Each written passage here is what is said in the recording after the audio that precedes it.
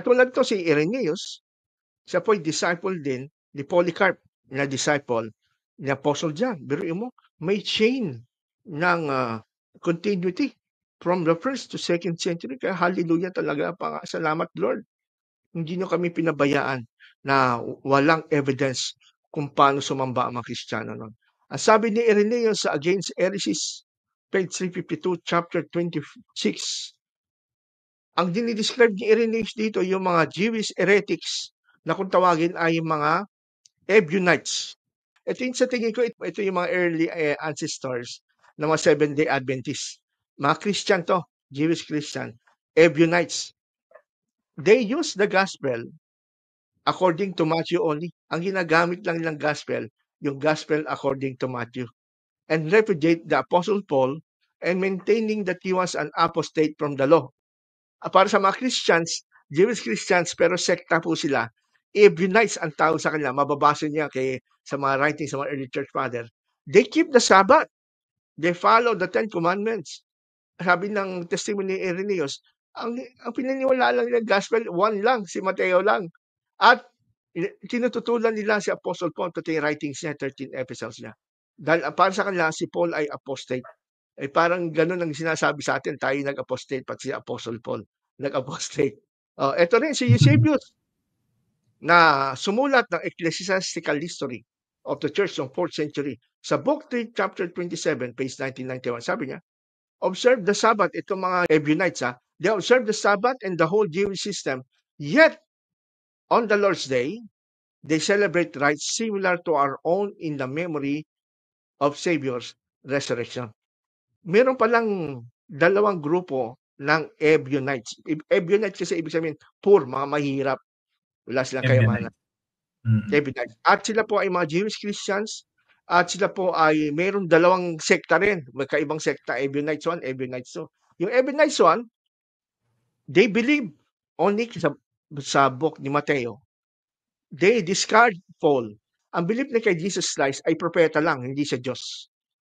Etong pangalawang Ebionites na grupo, offshoot from the first one, bukod sa sila nakikip ng Sabbath, they keep the Jewish system, pero they also keep the Lord's Day.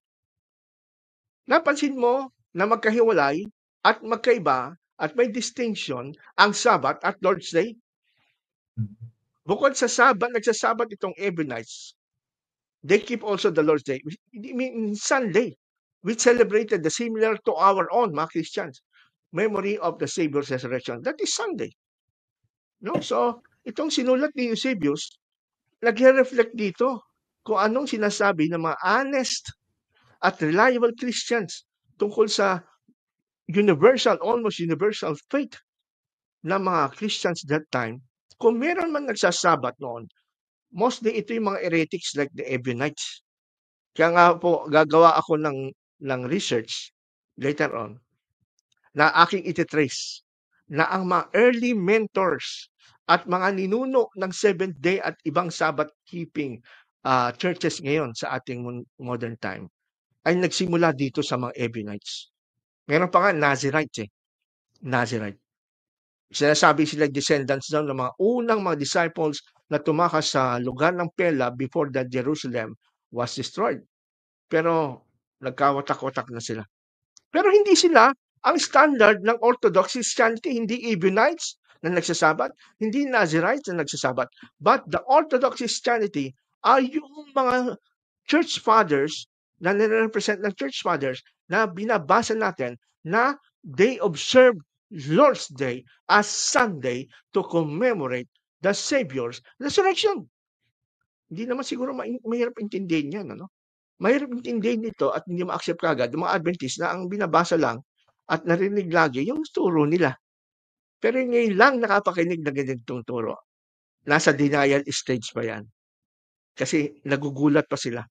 So ano po natutunan natin tungkol sa early church during the 2nd century?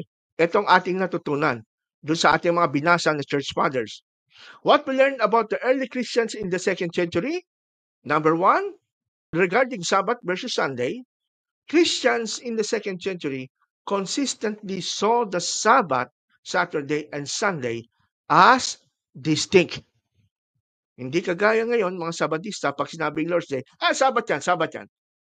Kasi yan lang alam nyo. Pero kung mas malawak kayo at wide reader po kayo ng history, ang mga Christian during the 2nd century ay nakita na nila, gaya ng ating mga binasa na patotoo ng Church Fathers, na mayroong pagkakaiba ang Sabat at Sunday. And ito maganda, ang Sabat ng mga Hudyo ay never nilang tinawag na Lord's Day. Yan. Never tinawag itong Lord's Day. Kaya ako naniniwala, Brother Toto, yung binanggit ni John sa Revelation chapter 1 verse 10.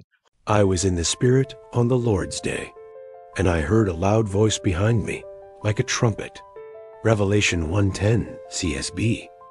I believe during that time sa Asia Minor, Lord's Day is referring to Sunday.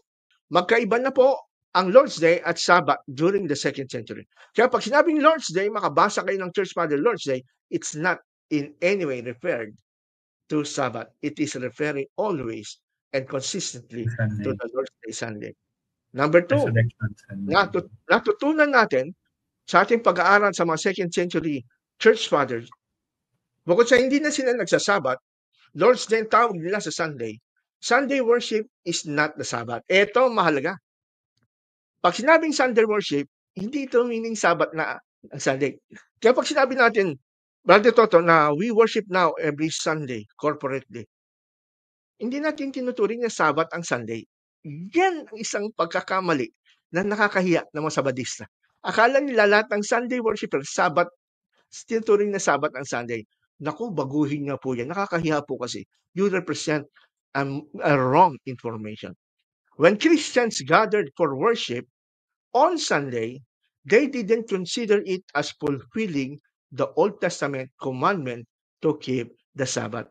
Kaya po kami, kapag kami nagwo-worship ng Sunday, hindi po namin kine-claim na ito'y pagsunod sa 4th commandment. Tandaan nyo, nagkakamali po kayo dyan. And number 3, ano po natutunan natin mula sa patotoo ng mga Church Fathers? That a few Jewish Christians kept the law. A small group of Jewish Christians continued to follow Jewish law, which included circumcision and observing a Sabbath and other festival. Kukunti lang pala, Brother Toto, ayos history. Kung meron man, mga Jewish Christians pa, hindi mga Oriental. Mga panatiko pa. May mga narinig yung gospel, kaso hindi nila ma-let go yung latak. Yung latak ng Judaism. Yes. So, yung sinasabi... At itong minority na ito, ng mga Sabbath keepers, hindi sila ang Orthodox Christianity, nagre-represent sa Orthodox Christianity. Nabanggit nyo nga yung Ebionites, so yung ang poor. So, ibig sabihin nun, malamang minority sila doon sa time na yon. They are minorities and most of them are heretics.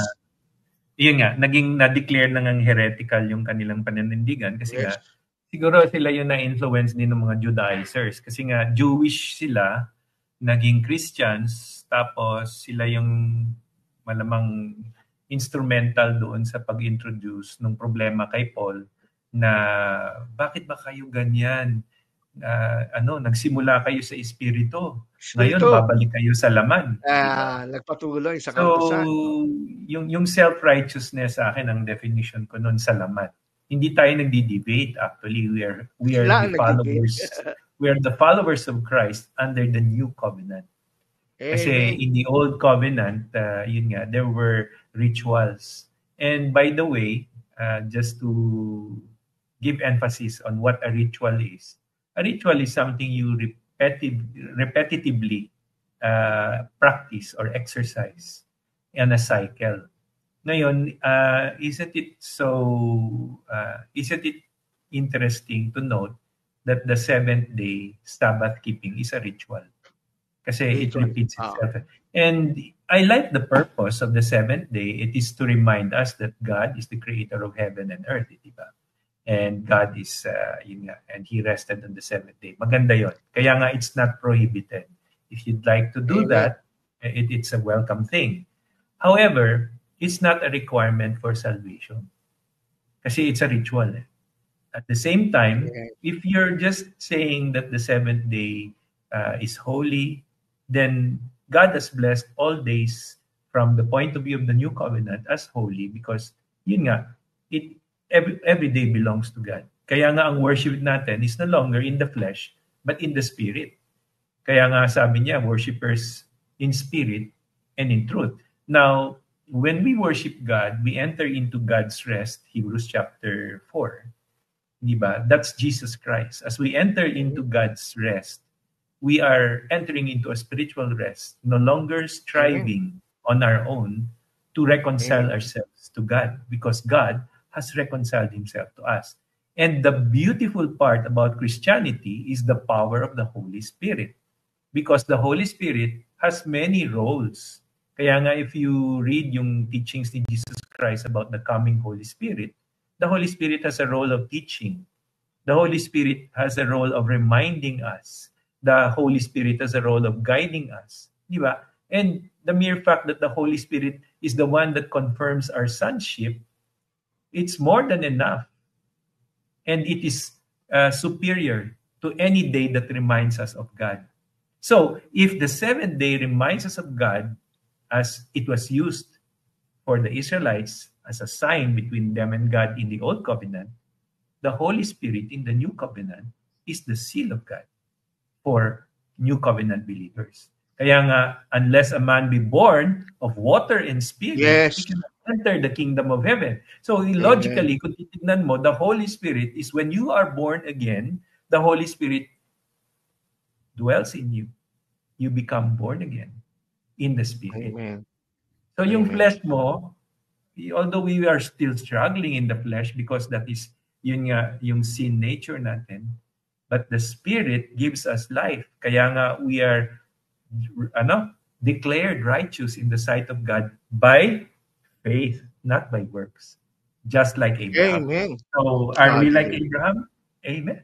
Kaya nga po mga kaibigan ha, ito sinasummarize na natin ha, kung ano ang ating natutunan mula sa mga documents, early writings ng mga church fathers regarding Sunday.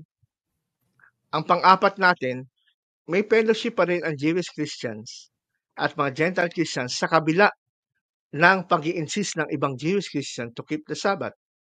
Justin Martyr and most non-Jewish believers were still willing to worship alongside Jewish Christians who kept the law, as long as those Christians didn't demand that non-Jewish believers do the same. Dapat gayahin naman Sabadista yan. Huwag na kayo mag-demand sa amin, hatulang kami sa Sabbath. Number 5, some demanded full Jewish law adherence. There were some Jewish Christians who insisted that non-Jewish Christians must be circumcised and follow the entire Jewish law, including the Sabbath and other festivals, to be saved. This was the same viewpoint as the group Paul argued with the book of Acts yung binasa natin. So, nakabilang dito mga Seventh-day Adventists ngayon. Number 5, yung heresy, this is considered as heretic ni Justin Martin, na nag-i-insist pa na sundin.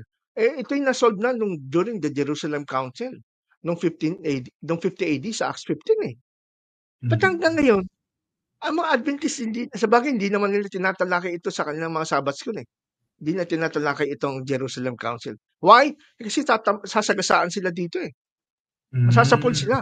Na ini-insist pa rin nila na mag-keep ng Sabbath para ma-save.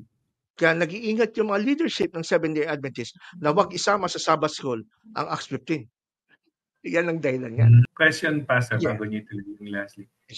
Hindi naman requirement sa Seventh-day Adventist yung circumcision. Ayun nga, hindi. Pinipili lang nila yung kaya nila.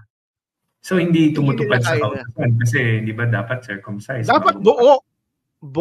Sabi doon. Circumcision follows by matisod sa isa. Ang sino matisod sa isa, sabi ni James, di ba? 2:10. For whoever keeps the entire law and yet stumbles at one point is guilty of breaking it all. James 2:10 CSB. Ang sino mang matisod sa isa sa 613 laws na ito. 613 laws ang pinag-usapan noon. Nomos, hindi 10 commandments. Ang sino mang matisod sa isa sa 613 laws na ito, katulad ng mga Sabadista, hindi na nila ini-insist magpatulad tuwing 8th day, yung kanilang bagong panganak na sanggol, hindi na ginagawa yon. So, Isa lang yon na hindi niyo sinunod sa 613 law. Lahat na yon na-break niyo kasama ni Sabbath. I-compare natin ngayon ang Adventist Sabbath assumption kumpara sa ating tinalakay since last week hanggang ngayon sa pananaw ng mga Kristiyano na nag-survive ng mga disciple nila Apostle John. Number one, examining the Seventh-day Adventist beliefs about the Sabbath. Number one, ina-assume ng Adventist, everyone before Moses kept the Sabbath. Of course, hindi totoo yan. Nirebuke ni Justin Martyr nung kausap niya si Trypho na isang Jew dun sa ating tinalakay ng part 1 na walang Sabbath noon. Ila Abraham. Nagsimula lang yan kay Moses. Ay, wala kang mababasa na nagsabat sila. Assumption number 2. Sabi ng mga Seventh-day Adventists, the Ten Commandments are God's eternal law for everyone. No.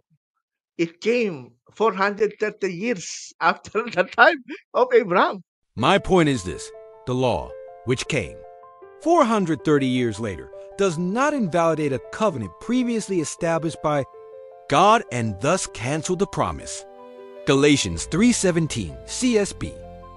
Pagka may pinagmulan after 430 years after the time of Abraham, hindi eternal yan. Yung Ten Commandments.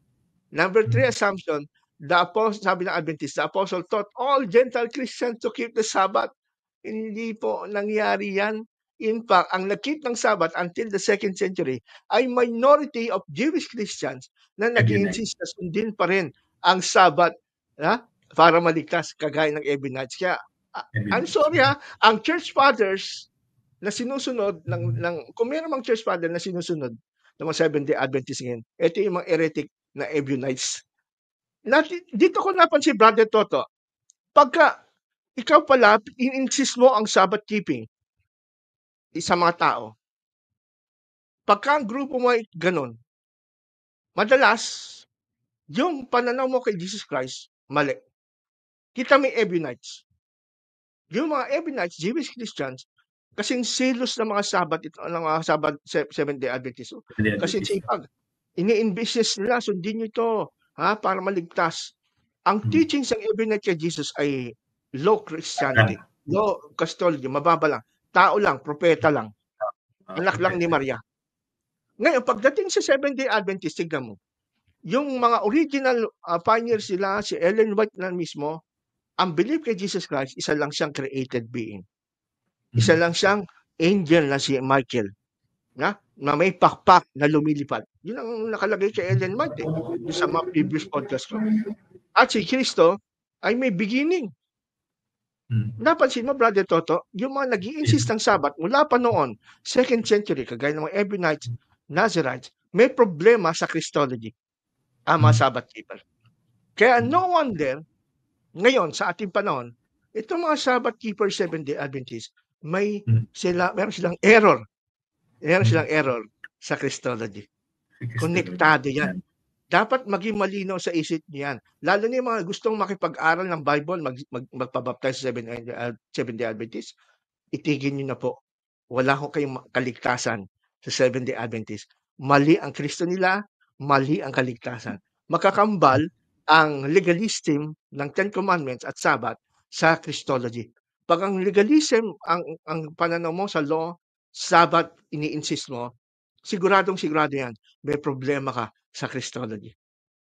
At nakita na natin yan sa early Ebionites, mga Nazarites, mga Sabbath keeper, nag-i-insist sila, may mali sa Christology. Ganon din ngayon ang mga Seventh-day Adventists. Nag-i-insist ng Sabbath, kautusan, may problema sa Christology. Assumption number 4, the Pope and the Catholic Church changed the worship from Sabbath to Sunday after 13 AD. Mali po yan. Nabasa na natin 2nd century pa lang. 1st century pa lang, Acts 20 verse 7, nagbanal na hapunan, nag-Eucharist ang mga apostol na Pablo sa Troas, araw ng Sunday. Wala pang Pope noon na universal head of the church. At tapos itong pinag-aralan natin si Justin Martyr, sila Tertullian, Eusebius, sila Barnabas, di ba? At Ignatius. They already recognize the Lord's Day as Sunday, hindi Sabado. Lord's Day as Sunday. Wala pang Pope na universal. Yes. leader head of the church doon. Wala pa si Constantine, no? 300 years before the time of Constantine. Ha? Wala pang po, mga Adventist, maawa na kayo sa sarili nyo. You are spreading lies. Yan lang po ang ginagawa nyo. Hanggat pinangangaral nyo na ang Pope nag-change ng Sabbath to Sunday, nung time ni Constantine, you are spreading fake news. You are spreading fake news, mga kapatid. Di ba ayaw nyo ng fake news? Di ba yung mga kandidato nyo nga, ayaw yung nagbablock kayo ng mga kapwa nyo Sabadista pagka nag-spread ng fake news about your beloved candidate. Eh, yung pa yung fake news about the Sabbath Sunday? Dapat mabuksan ang mata nyo kasi nakakaya. Ito nga lang yung kanina sinabi ko, anong pangalan ng Pope? Since Sabbath Sunday, wala kayong mabigay. Kailan? Anong date? Wala kayong mabigay. At anong church council? Wala kayong mabigay. Saan talata sa New Testament na ang mga Kristiyano ay nagsimba ng Sabbath every week sa Christian church? Wala kayong mabigay. Puro binibigyan nyo, nasa sinagoga pa na. Ako nahalata ko niyan. Kaya, huwag nyo kami pagtatawanan ni Brother Toto. Mas nakakatawa ho yung mga taong nagsasabi na naniniwala pa rin sa ganitong mga assumption. Kasi hindi kayo updated, kumbaga, Brother Toto. Sino ba naman sa ating ay updated? Sa chismis nga na walang kabuluhan, updated kayo. Sa mabuhay na artista, updated. Ito lang katotohanan ng Sabbath at hindi kayo updated. Hindi naman totally mali yung mga members pag sinabing hindi sila updated kasi nga hindi sila allowed to read hindi sila allowed to read, allowed to listen. Katulad nitong podcast natin. Ang pagkaalam ko, pinagsasabihan ng mga pastor na huwag kayong makikinig. Itong recently lang, itong kay Ryan Day, di ba? May mga detractors na siya, tapos sinasabihan, huwag kayong makikinig sa kanya, apostate na yan, ganyan. So, ganun din sa atin. Whenever a church will tell you, huwag kayong makikinig sa ganito, ganyan, kasi apostate yan, particularly yung mga galing sa church, mga former, ganun. Siyempre, you have to also consider na bakit ayaw nilang pakinggan yung mga taong nanggaling dito? Baka meron silang mga tinatago. Diba? So, ganun ang question na dapat tanungin ng ating mga kaibigan. Sabi nga ni Engineer Ellery, walang maibigay silang sagot. Kaya basta tama lang sila, naniniwala nila, ganyan katibang paniwala nila, hindi basta-basta natitibag kahit walang ebidensya. That is blind faith. Ang tawag dyan, blind faith. Number 5, assumption nila. Yung sinasabi ni Ellen G. White sa kanyang vision ng Sabbath ay magiging dividing line sa mga future issue as worship na magkakaroon Sunday law. Walang evidence na. Test of loyalty. Wala ka mabasa sa mga early disciples ni Apostle John nagturo ng ganyan. Kalokohan yan. Kaya nga, the Seventh-day Adventists have to prove that they are the only church. They don't care about the teachings of those early church fathers. Kasi pagka kinonsider nila ang teachings ng early church fathers, mabuburang religion nila sa buong mundo. Kasi makikita ng mga member, ay iba pa nagturo no? Kaysa sa turo natin ngayon. Marami palang turo sa atin ngayon na wala man lang idea, mga church fathers. Lalo pa sa Sunday, Saturday. Kaya mag-iingat yung mga tao na magsisikap na magtayo ng bagong religion. Ang advice ko sa iyo, bago kayo magtayo, pag-aralan nyo muna ang church history, anong paniwala ng mga early church fathers. Kasi yung magtatayo kayong religion, kagaya ng ginawa ng Seventh-day Adventist founders, si James White, Ellen White, at si Joseph Bates. Nagtayo ng Seventh-day Adventist, wala man lang background na pag-aaral kung anong paniwala na tinanggap ng mga early church fathers from the early apostles na ating pinag-aralan ngayon. Kaya doon pa lang, Sunday, Sabbath pa lang, bagsak na sila. Dahil pag tinignan pala natin ito sa mukha ng katotohanan at realidad, hindi pala itong mga assumption nito ang totoong nangyari sa kasaysayan. Lahat ng ito ay assumption lang, gawa-gawa, imbento, walang batayan sa kasaysayan. Will a Man Rob God? By Ellen G. White. The New Testament does not reenact the law of the tithe, as it does not that of the Sabbath, for the validity of both is assumed, and their deep spiritual import explained. Ellen G. White, Advent Review and Sabbath Herald, Volume 59, May 16, 1882, page 306.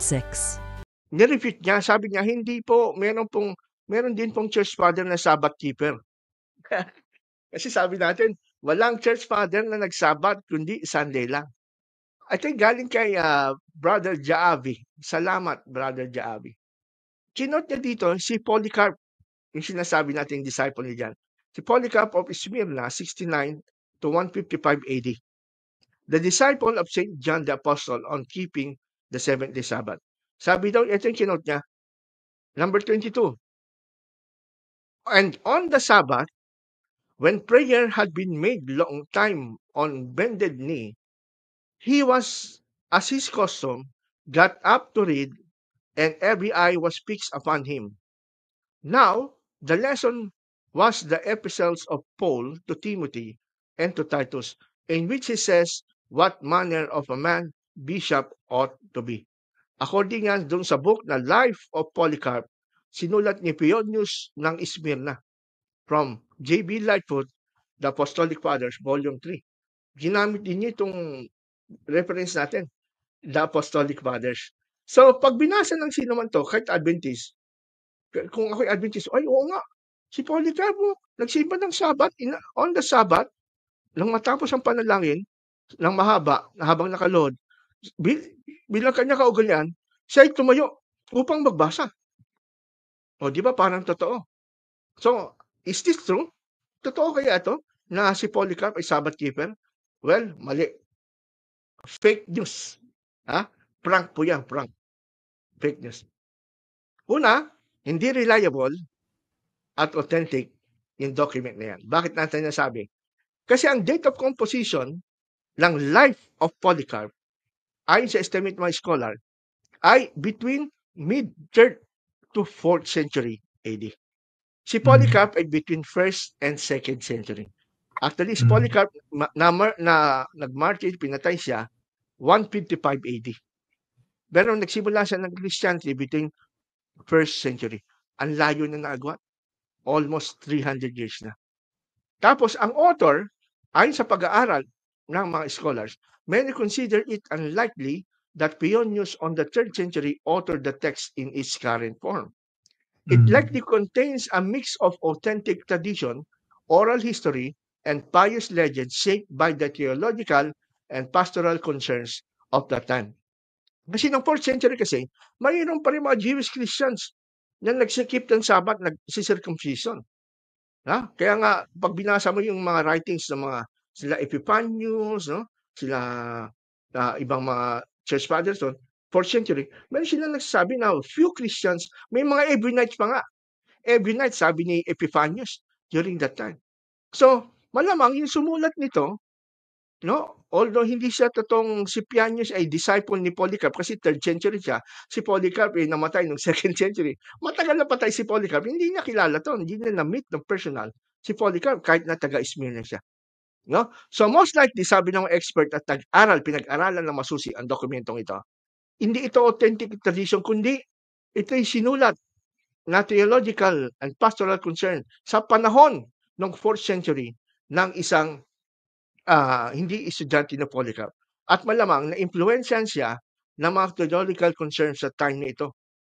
At hindi ito turo talaga ni Polycarp. Maaaring nag-imbento siya ng kwento about Polycarp to provide evidence na si Polycarp ay Sabbath keeper since nasa Smyrna siya, part ng Asia Minor.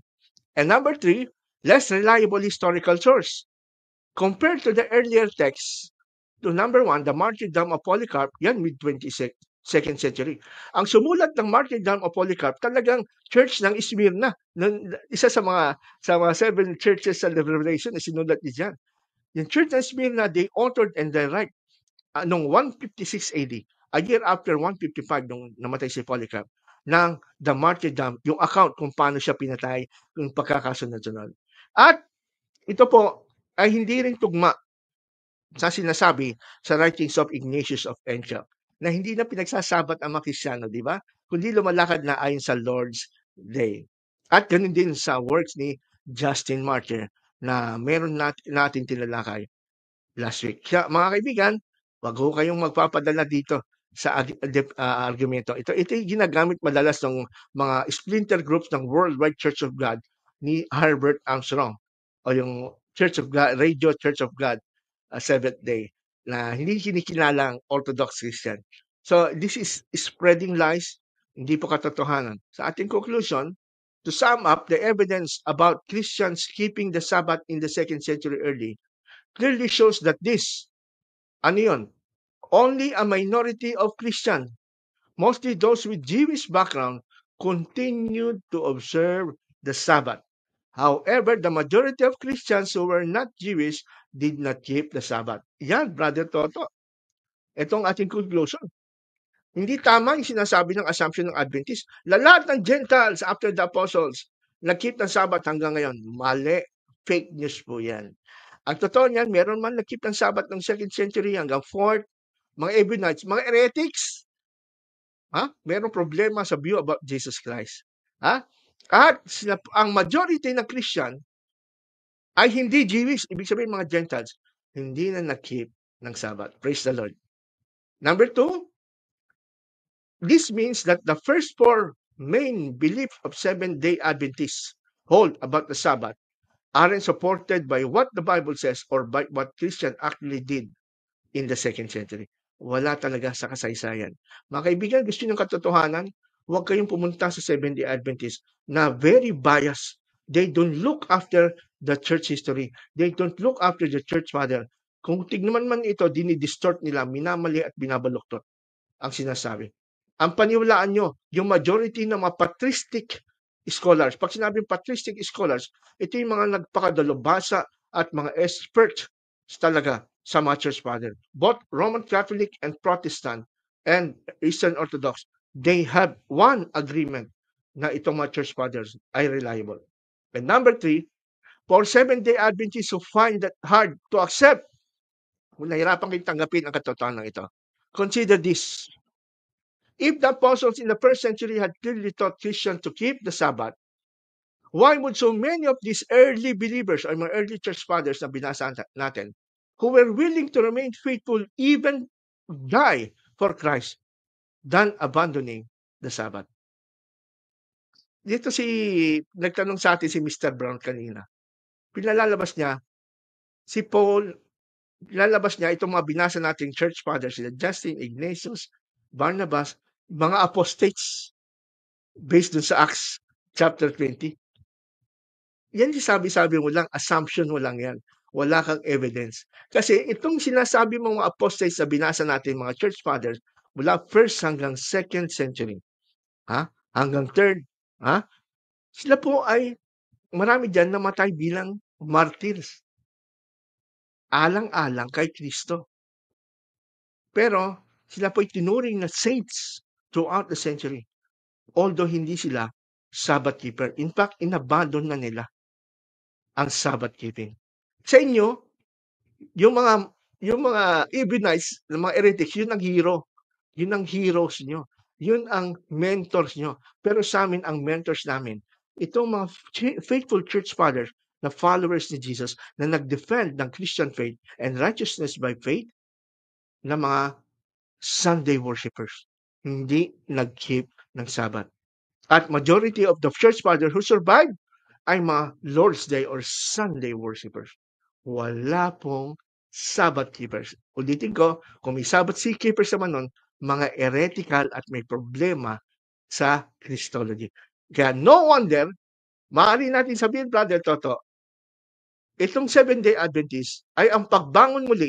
Ito yung mga descendants ng mga early Ebionites, mga heretic na nagpupumilit sa mga Gentile Christian na mag-Sabbath, pero mali ang kanilang Christology. And now, modern times, meron tayong modern Ebionites. None other than the Seventh-day Adventist Church. Kaya Brother Toto, ano lang tayo? Keep up, defend our faith. Huwag tayong patadala at patuloy natin ating podcast para bigyan ng warning yung ibang mga Christians na huwag silang papadala dito.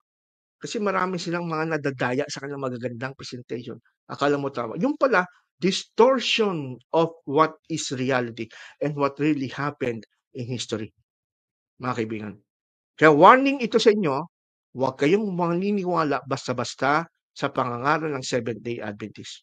Dahil sila po ay deceptive. Hindi po sila matatawag na Christian. I will rather call them worthily as Christian cult. Kulto sila, kagaya ng Mormons, Jehovah's Witnesses, at iba pa mga kulto. Kasi they try to distort history, they try to distort the scripture, and they are distorting the gospel. Ano mapupulot mo sa bagay na marumi? Wala. Hindi ka maliligtas pag pinidit mo maging Seventh-day Adventist. Kailangan, gaya ng sabi ng Ate Toto, surrender your life to Jesus. He is our Lord. He is our Savior. He is the only Savior, the only way, the truth, and the life. Not the Seventh-day Adventist. Not even ours. But we promote Jesus and Jesus alone, who dies and dead and was resurrected on Sunday. That's why we always celebrate the breaking of the bread, Lord's Supper, every Sunday. No? Not on the day according to what Seventh-day Adventist is now teaching.